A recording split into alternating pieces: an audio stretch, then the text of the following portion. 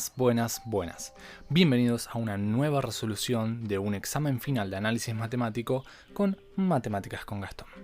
Este es un examen final de análisis matemático 1 para Ingeniería en Computación. Se tomó en el mes de diciembre en la Universidad Nacional de 3 de Febrero. Así que, sin más palabras, vamos a comenzar. El primer ejercicio, que creo que es el más largo, nos pide el estudio completo de una función racional en este caso.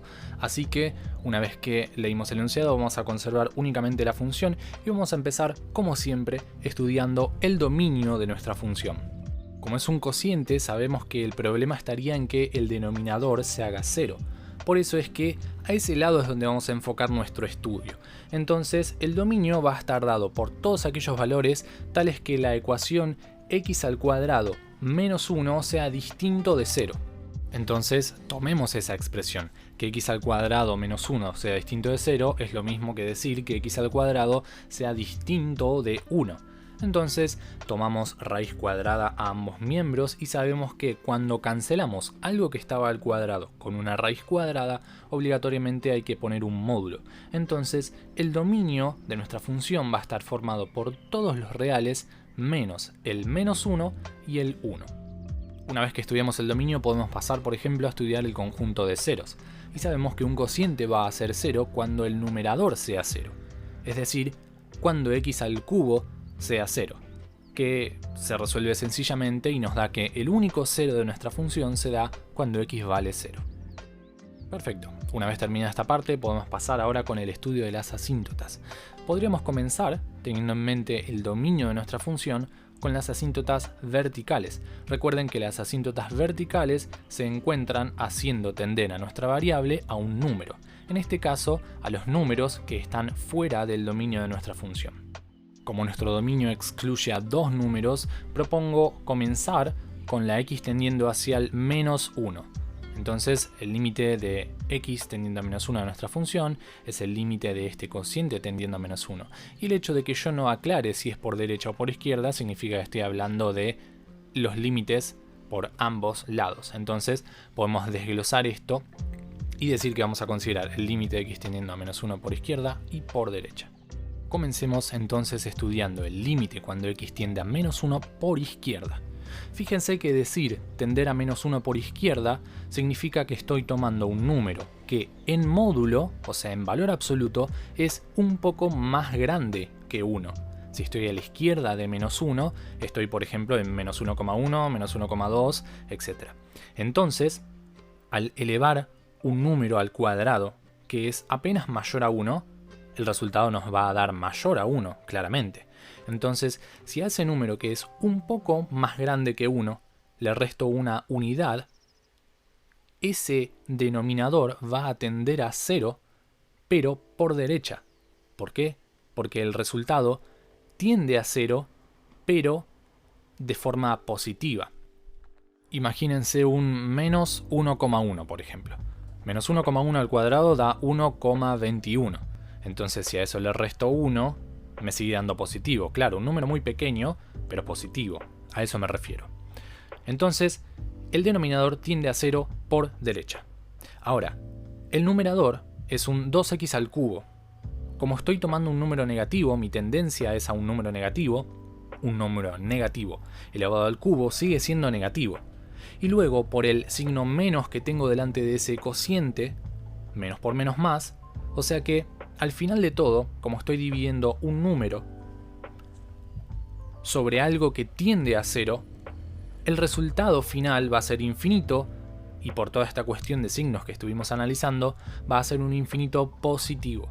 Si ahora vamos, por ejemplo, con el límite de menos 1 por derecha, fíjense que el razonamiento va a ser análogo, pero esta vez tender a menos 1 por derecha significa que en módulo estamos tomando un número que es apenas menor a 1, por ejemplo 0,9. Entonces, si aplican el mismo razonamiento, se van a dar cuenta que al final de todo, el signo del infinito que se nos genera es negativo. Entonces, resumimos que tendiendo a menos 1 por izquierda y por derecha, ambos límites nos generan infinitos, pero de un lado y de otro tienen signos distintos. Entonces, si queda alguna duda sobre este procedimiento, lo pueden dejar en los comentarios. Los invito a que intenten estudiar ustedes qué pasa cuando tendemos a 1 positivo. ¿Qué pasa cuando tendemos por izquierda, por derecha? ¿Qué se nos genera? Espero sus comentarios, sus resoluciones en los comentarios. Nuestra función tiene asíntotas verticales de ecuaciones x igual a menos 1 y x igual a 1. Pasemos ahora al estudio de las asíntotas horizontales. Como recordarán, las asíntotas horizontales se estudian con la variable tendiendo hacia el infinito. Ahora, fíjense que nuestra función racional es un cociente de polinomios. Entonces ya tenemos recontra sabido que cuando tenemos un cociente de polinomios hay que estudiar el grado de cada uno de ellos, del numerador y del denominador, para terminar de concluir el resultado. En este caso, como el grado del numerador es más grande que el del denominador, entonces cuando la variable tienda hacia el infinito, el límite al final de todo va a tender hacia el infinito también. Por ende, como el resultado de estos límites no es un número, no existen asíntotas horizontales. Y eso abre una nueva posibilidad, la posibilidad de que haya una asíntota oblicua. Pasemos ahora al estudio de las asíntotas oblicuas. Recordemos que una asíntota oblicua tiene la ecuación de una recta, es decir, la famosa y igual a m por x más b. Entonces, para encontrar cada uno de esos parámetros m y b, hay que resolver dos límites distintos. El parámetro m, la pendiente de la recta, se calcula mediante el límite de la función que tenemos dividido x, o lo que es lo mismo decir, la función multiplicada por 1 sobre x. Entonces hagamos esto con nuestra función. Fíjense que ese 1 sobre x puede cancelarse con una de las x del numerador, con lo que nos queda el límite de menos 2x al cuadrado sobre x al cuadrado menos 1. Y una vez más, volviendo a cómo tratamos límites de cocientes de polinomios con tendencias al infinito, al ver que el grado del numerador y del denominador son iguales, el resultado del límite va a ser el cociente de los coeficientes principales de cada polinomio, en este caso menos 2 dividido 1.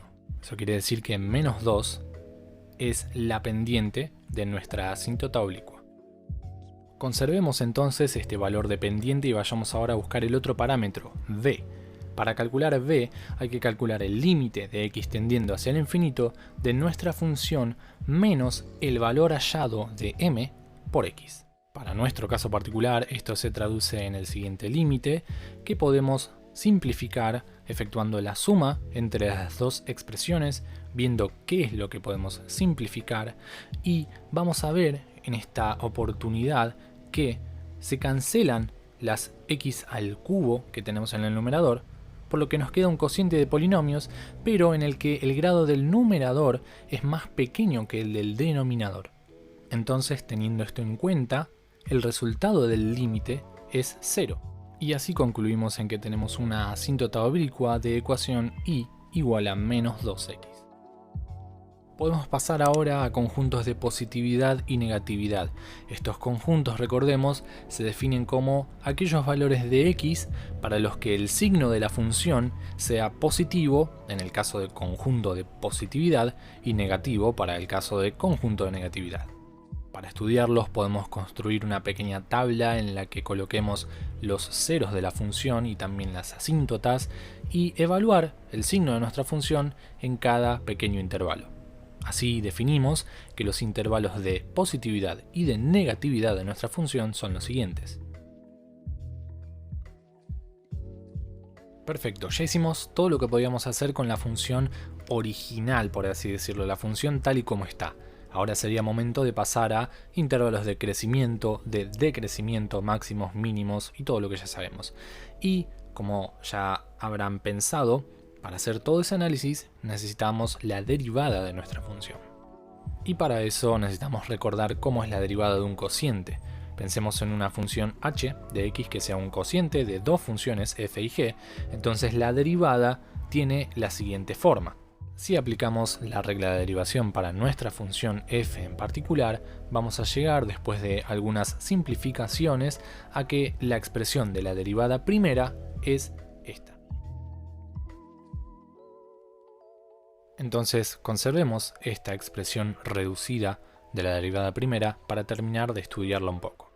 Ahora recuerden que para hacer todo este estudio que queremos hacer sobre crecimiento, decrecimiento, máximos, etc., es muy importante conocer los ceros de la derivada. Y fíjense que en el numerador tenemos un polinomio factorizado. Pero hay una pequeña cosita, fíjense en ese factor x al cuadrado menos 3. ¿Recuerdan lo que es una diferencia de cuadrados? Una diferencia de cuadrados es básicamente, como se muestra en esa ecuación, una resta de dos elementos al cuadrado que puede reexpresarse como el siguiente producto. Entonces, si aplicamos esa misma lógica, podremos tranquilamente pensar ese factor x al cuadrado menos 3 como una diferencia de cuadrados, como la diferencia de x al cuadrado menos raíz cuadrada de 3 al cuadrado. Entonces podríamos reexpresarlo como la multiplicación de x más raíz cuadrada de 3 por x menos raíz cuadrada de 3. Y de esa forma se hacen súper evidentes cuáles son los ceros de nuestra primera derivada. Vean que el dominio de la derivada primera es igual al dominio de la función original. Entonces con toda esta info podemos construir una nueva tabla con los ceros de las derivadas y los puntos que están excluidos de su dominio para entonces estudiar el signo de la derivada primera y así sacar conclusiones sobre el crecimiento, el decrecimiento y el comportamiento de los puntos críticos, es decir, la clasificación, si son máximos, si son mínimos, si son absolutos, etc. Entonces vemos que nuestra función tiene máximos y mínimos. Ahora, les pregunto, ¿por qué esos máximos y mínimos son relativos? ¿Por qué no son absolutos? Los invito a que me dejen en los comentarios su justificación. Una vez que terminamos con el análisis de la derivada primera, deberíamos pasar a puntos de inflexión. Para ello necesitamos la derivada segunda. Entonces sugiero tomar esta expresión para la derivada primera. Podemos tranquilamente sacar un menos 2 del numerador para tener un cociente de polinomios. Entonces imaginar a nuestra derivada como menos 2 por un cociente de dos funciones g y h. Y tal como vimos antes, ya sabemos cómo se deriva un cociente de funciones, por lo que la derivada segunda de nuestra función va a tener este aspecto. Con g, la función x al cuadrado por x al cuadrado menos 3, cuya derivada es la siguiente, y h, el denominador, x al cuadrado menos 1 todo al cuadrado, cuya derivada también conocemos. Con todo esto ya listado, lo único que nos queda hacer es copiar y pegar las expresiones en los lugares correspondientes para así obtener la expresión de la derivada segunda. Solamente hay que ser cuidadosos y prestar mucha atención a cómo copiamos, respetando signos y demás. Entonces vamos a tomar esta expresión de la derivada segunda y vamos a trabajarla tranquilamente. Ahora fíjense que en los dos términos del numerador tenemos el factor común x al cuadrado menos 1. Entonces podríamos sacarlo tranquilamente. Y a su vez, ese factor que acabamos de sacar se puede cancelar con una de las potencias del denominador. Un próximo paso que podríamos tomar es aplicar propiedad distributiva en cada uno de esos términos y ver que al final de todo nos queda un polinomio súper reducido. O sea, fíjense con la monstruosidad de expresión que arrancamos y fíjense a lo reducida que termina siendo. Podríamos trabajar incluso un poquito más ese numerador y sacar una x como factor común, sacar un 2x como factor común. Y ver, entonces, de forma más evidente, cuáles son los ceros de nuestra segunda derivada. En este caso, el dominio de la derivada segunda es igual al de la derivada primera, que es igual al de la función original.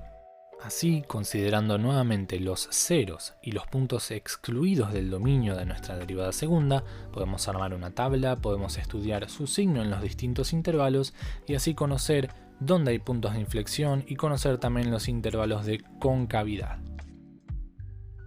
Por último, y aunque no se nos pedía, pero como nosotros somos super nerds y además no vamos a desaprovechar todo este análisis hermoso que hicimos, podemos hacer un gráfico. Con toda esta info tenemos un montón de herramientas para hacer un gráfico muy bien.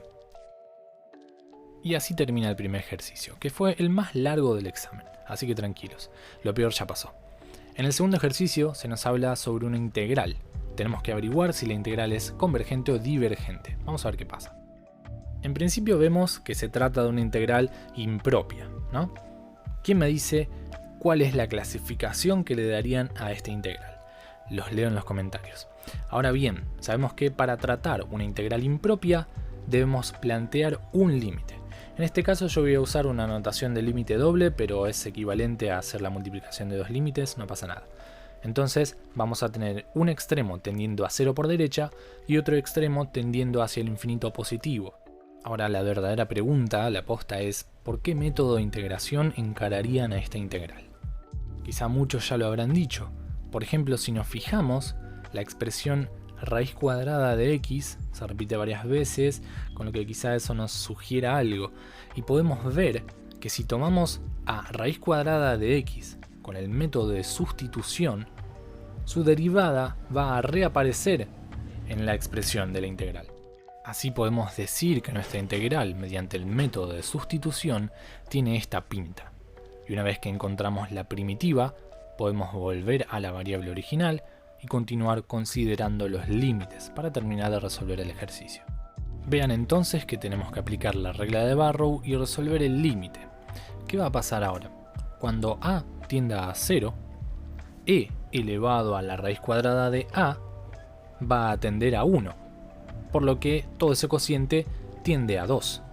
Mientras que b tendiendo hacia el infinito me genera en el denominador de esa fracción un e elevado al infinito, con lo que el cociente se va a hacer muy pequeño y va a tender a 0. Entonces, el resultado final de la integral es 2. La integral es convergente. El hecho de que el resultado nos dé un número finito significa que es convergente, por lo que el enunciado es falso. Pasemos, si les parece, al ejercicio número 3. En este ejercicio se nos da una ecuación implícita y se nos pide encontrar la recta tangente y la recta normal en un punto especificado. Entonces vamos a conservar la curva y el punto sobre el que se nos pide estudiar. Lo primero que deberíamos hacer es ver si el punto que se nos da en realidad pertenece a la curva. Eso se hace sencillamente reemplazando en la ecuación, y si lo hacemos podemos ver que efectivamente el punto pertenece, o sea que podemos avanzar con tranquilidad. Ahora sabemos que para encontrar una recta tangente necesariamente hay que estudiar la derivada, o sea la derivada implícita. Entonces sería equivalente a derivar esta ecuación miembro a miembro, y por propiedad de derivadas podemos decir que la derivada de una suma es la suma de las derivadas. Ahora recordemos que nosotros estamos diciendo que y en realidad es una función dependiente de x, o sea, decir y es lo mismo que decir f de x, y usar esta notación a veces resulta un poco más fácil, más entendible el procedimiento, ya que a veces se pueden generar confusiones. Entonces propongo usar esta notación por un momento. Además de esto, y a propósito del primer término de nuestra derivada, quiero recordarles cómo es la derivada de e elevado a alguna función. Pueden tranquilamente usar la derivada logarítmica y demás si no lo recuerdan, pero este método es un poco más fácil. Es la función tal y como está multiplicado por la derivada del exponente. Fíjense que ese exponente es una multiplicación entre la función lineal x y la función f de x, o sea que a la hora de derivarlo habrá que aplicar la regla de la derivada de un producto. Y así vamos a proceder con todos los otros términos hasta que tengamos una ecuación de este estilo. Cualquier duda que tengan, cualquier cosa que les haga ruido, me lo pueden dejar en los comentarios y yo me voy a encargar de responderlo. Lo que podríamos hacer en un próximo paso, si es que llegaron a la misma expresión, es aplicar propiedad distributiva en el primer término con la exponencial, lo mismo para el segundo término con el menos 2, y también trabajar con la fracción del último término y separarla en dos fracciones distintas.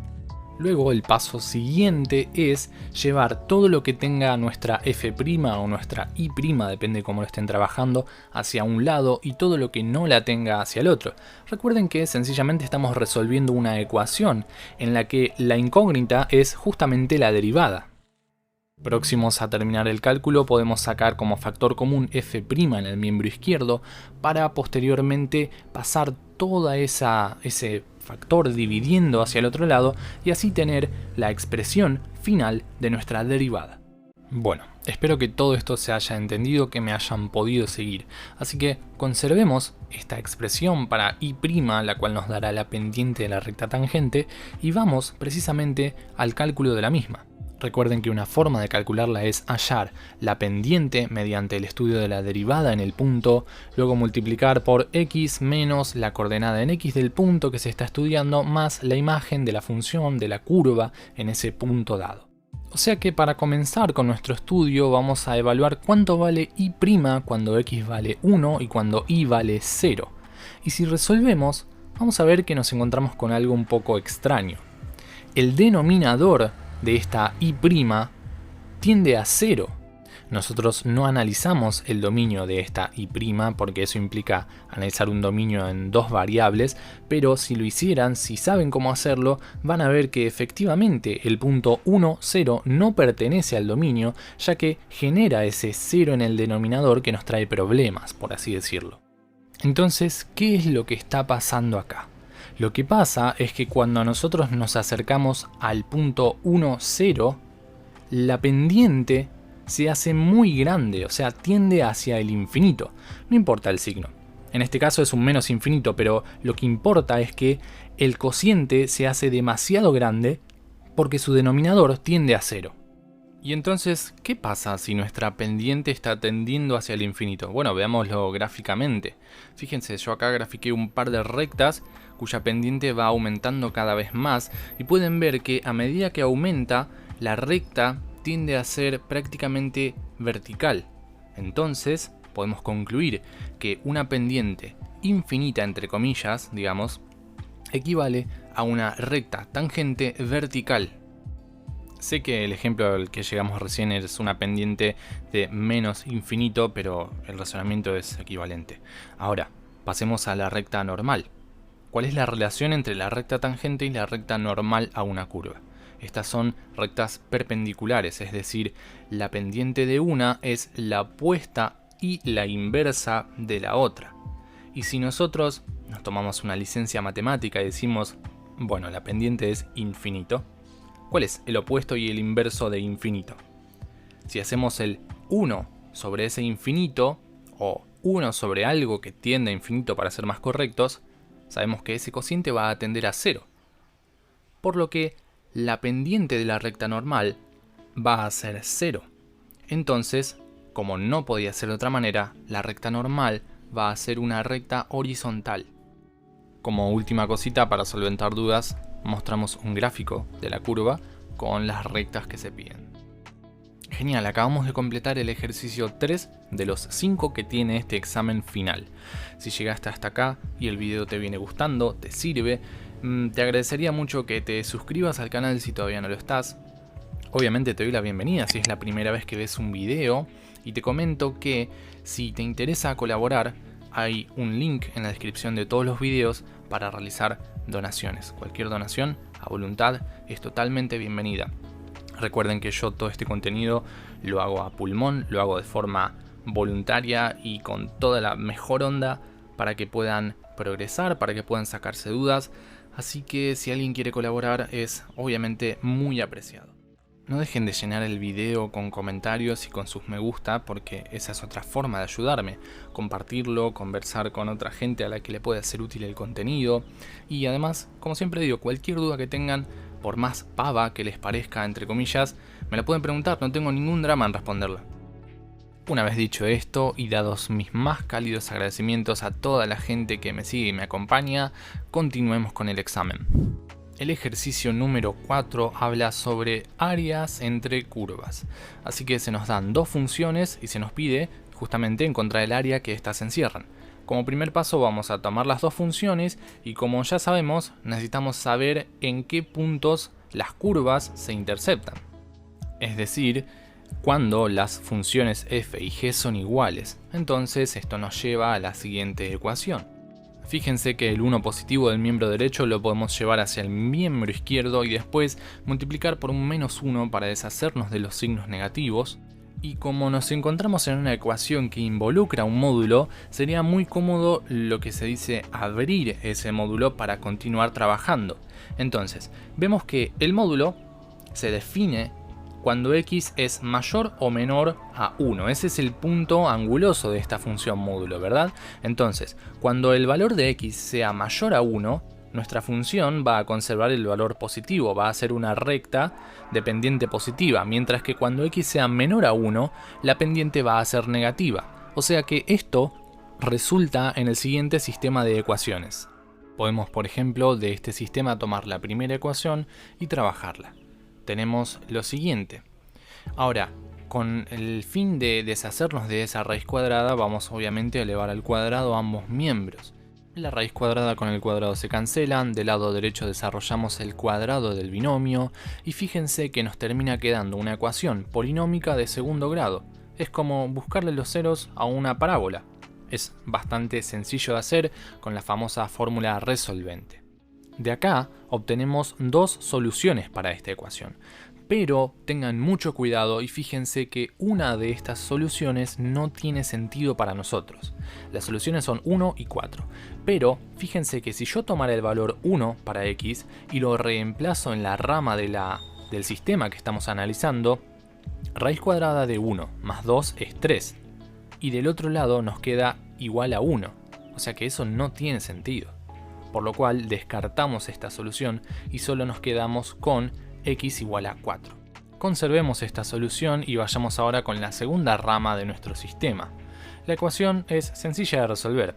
Para deshacernos de la raíz cuadrada otra vez, elevamos al cuadrado, con lo que nos queda esta ecuación, una ecuación nuevamente cuadrática que es muy fácil de resolver e incluso factorizando sin necesidad de aplicar resolvente salen las soluciones a la vista. Pero tengan mucho cuidado que nuevamente hay un valor que no tiene sentido. En este caso, si nos fijamos, el valor de x igual a 1, reemplazándolo en la rama correspondiente, nos queda menos raíz cuadrada de 1, que es menos 1, igual a 1. Eso no tiene sentido, por lo cual esta solución se descarta y solo nos quedamos con el 0. Y así concluimos entonces que nuestras funciones f y g se tocan, se intersectan en x igual a 0 y x igual a 4. Para este tipo de ejercicios, si las curvas no son muy complicadas, suele ser bastante útil realizar un gráfico como para ponernos en situación. Entonces, si lo hacemos, fíjense que el área coloreada es el área que estamos buscando calcular. Y además, si inspeccionamos un poquito más, verán y tendrán en mente seguramente esta cuestión de techo menos piso a la hora de integrar y calcular áreas. Fíjense que el techo no es el mismo todo el tiempo. Entonces podríamos dividir el área calculada en dos áreas, llamémosle área 1 y área 2, y entonces de esa forma vamos a plantear nuestro cálculo. Dijimos entonces que el área total va a ser la suma de dos áreas a las que decidimos llamar área 1 y área 2, en las que área 1 va a ser la integral de 0 a 1, o sea la primer mitad del intervalo de integración de la función techo, que es la rama creciente de la función g, menos el piso, que es todo el tiempo la función menos raíz cuadrada de x, mientras que área 2 es la integral en la segunda mitad del intervalo de integración, de 1 a 4 de la función techo, que ahora va a ser la rama decreciente de la función g, menos la función piso, que sigue siendo menos raíz cuadrada de x. Espero que comprendan cómo es que determiné cuál es la función techo y cuál es la función piso, o sea, cómo llegué a esa expresión. Si les quedan dudas sobre cómo lo hice, los invito a tomar lápiz, papel, plantear la función g de x y ver en qué momentos se divide y cuál es la expresión que ésta toma. Espero sus resoluciones en los comentarios, me lo pueden dejar ahí, lo revisamos, debatimos, todo lo que quieran. Una vez definido esto, trabajemos primero con el cálculo del área 1. Va a ser la integral de 0 a 1 de x más la raíz cuadrada de x. Por propiedad de integrales podemos separarla en la suma de dos integrales y luego seguir con las reglas clásicas de integración. Como verán, son funciones que son súper sencillas de integrar, ¿no? Es x elevado a 1 y la otra es x elevado a 1 medio, con lo cual sumamos 1 al exponente, dividimos por ese mismo exponente, luego aplicamos la regla de Barrow y terminamos de calcular cuál es el área de ese primer pedacito, que en este caso es equivalente a 7 sextos. Pasemos al cálculo del área 2, que como verán no es muy distinta a la otra integral, la integral de menos x más 2 más raíz cuadrada de x. Entonces otra vez por propiedad podemos separarlo en tres integrales esta vez, aplicar las reglas de integración básicas que conocemos, aplicar la regla de Barrow siendo muy cuidadosos en el orden en el que se aplican y respetando los signos, y entonces podemos determinar cuál es el valor de este segundo pedacito de área, que en este caso es 19 sextos. Con todo esto calculado no nos queda más que sumar las dos áreas y determinar que el área total encerrada por estas dos curvas es igual a 13 tercios, y las unidades, claro, son unidades cuadradas porque estamos hablando de un área, una superficie.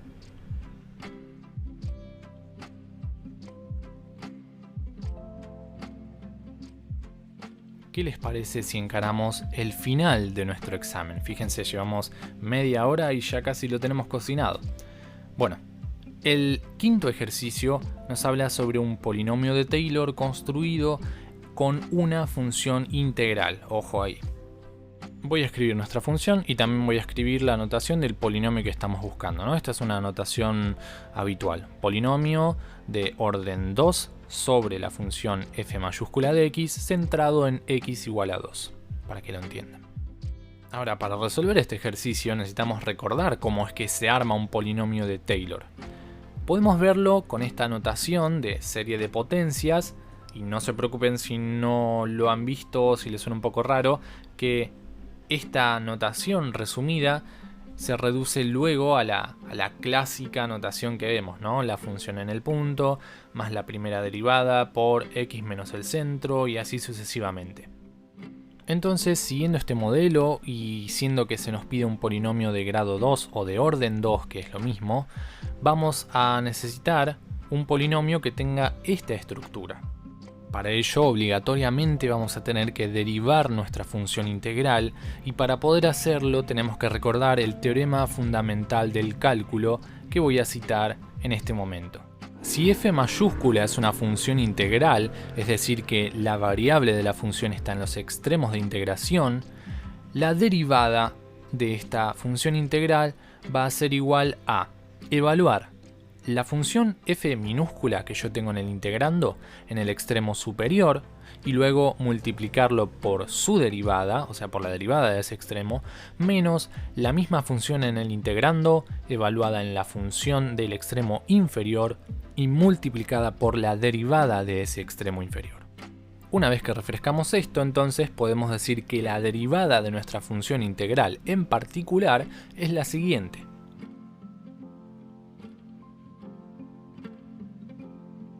Ahora dejemos anotada esta expresión para la primera derivada acá y vayamos con el cálculo de la segunda derivada. Como es un polinomio de orden 2, necesitamos hasta la segunda derivada. Bueno, y acá ya la cosa no es nada diferente a lo que veníamos haciendo antes, es la derivada de un cociente. Entonces, seamos cuidadosos, como siempre digo, respetando los signos y demás, y trabajemos con la derivada de este cociente hasta llegar a la expresión más reducida posible. Y ahora, para terminar de construir el polinomio, recordemos que necesitamos la imagen de la función en el punto, la primera derivada y la segunda derivada también evaluada en el punto. Así que vamos con eso. La imagen de la función en el punto equivale a evaluar f mayúscula en 2. Entonces fíjense que si lo hacemos, el extremo superior nos queda 2 menos 2, con lo que tendríamos la integral desde 0 hasta 0, es decir, no me estoy moviendo nada. Sabemos que una integral cuyo extremo inferior y superior de intervalo son ', el resultado es 0. Luego, para estudiar las derivadas no es más que resolver un par de cuentas y vamos a llegar a que el resultado de f' evaluada en 2 es 1/4, mientras que f segunda en 2 es menos 1/4.